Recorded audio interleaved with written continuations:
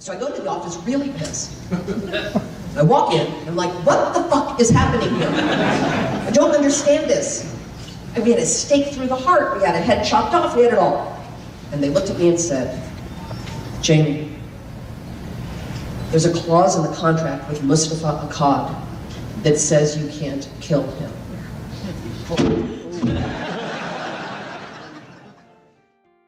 Halloween H20. Not a movie about Michael Myers fighting a shark like I had originally hoped. No, it's called that because the movie takes place 20 years after the original. So by that logic, the soft sequel boot in 2018 must have been called Halloween H40, correct?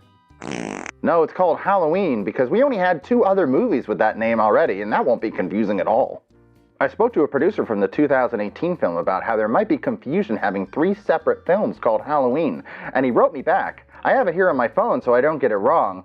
He said, "Go fuck yourself, you fat-faced hunk of cow shit, while I give your mom HPV in a giant bed made of sweet, sweet Michael Myers money."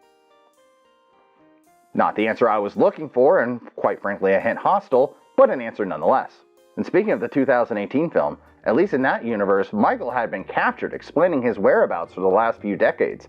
But with H20, we don't get an explanation of where the fuck Michael has been. How Michael has been able to stay alive and undetected for the last 20 years has left me with a check-it. Oh wait, no. Oh shit, sorry, that's my other show.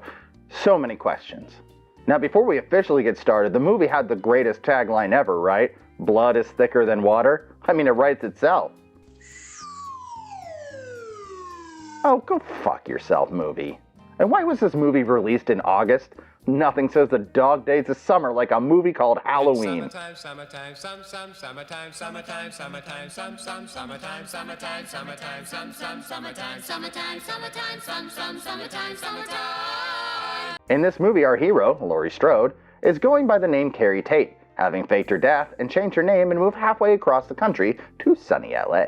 Hey, if you can move anywhere, why not move to LA? There's no point in moving to Minnesota. Sorry, Tim Waltz. That is a damning non-answer. But what fear does she have from a man whose entire body burnt right in front of her for a few minutes, if not a whole hour? And we're not talking 3rd-degree burns. Oh no, we're talking 5th-degree burns. Michael was head to toe in flames like a holiday Yule log.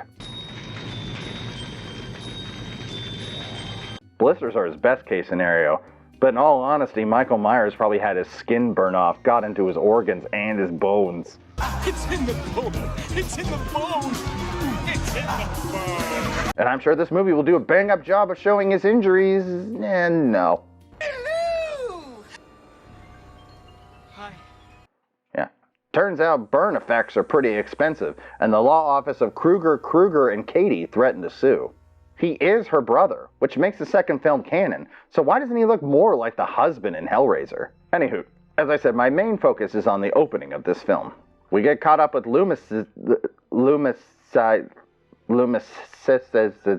head nurse and top, Marion, a few days before the celebration of Samhain, or as an actor who wasn't directed nor cared would call it, Samhain.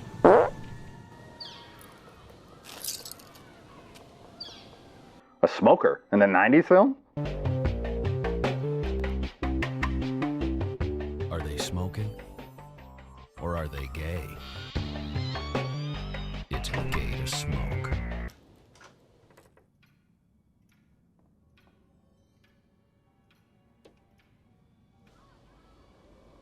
So Michael broke in via the front door in broad daylight.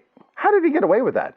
Did all the neighbors just think he was an overzealous albino Uber Eats driver? Marion goes to pre-quality Joseph Gordon-Levitt's house, along with this person who exists. Anyways, she convinced one half of these dipshits to go into her house. Hasn't anyone told you? Secondhand smoke kills. Yeah, but they're all dead. Has been brought to you by Winston, America's best-selling, best-tasting filter cigarette. Winston tastes good like a cigarette should. I said to give them 15 minutes and they'll be by. Okay, so just 15 minutes. Just sit tight and everything will be right. Right? Now, old Third Rock over here goes to see what 10 things Michael hates about him, just so the movie can start off with some fresh kills.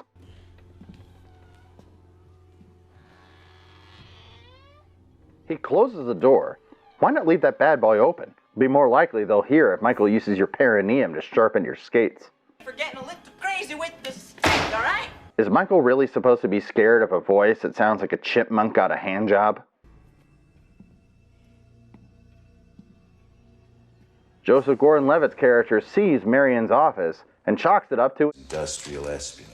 Just kidding, it doesn't faze him at all, and he goes and eats Marion's cookie. Oh! Not like that, you perverts. I'm talking about the ones in the kitchen.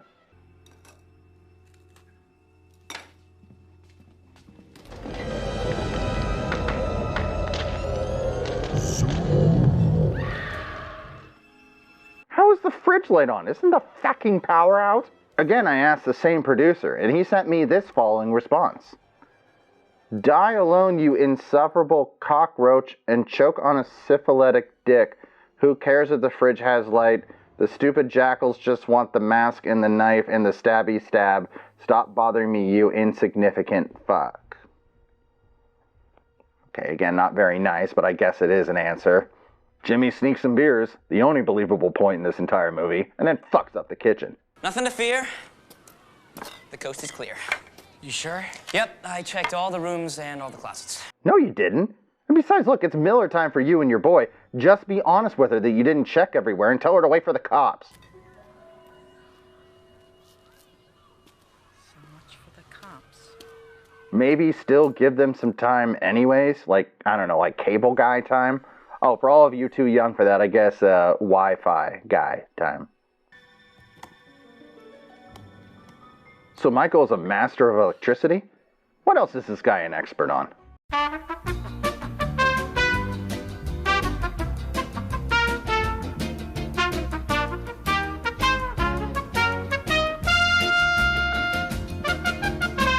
Marion checks her office and sees the Laurie Strode file has been looked at.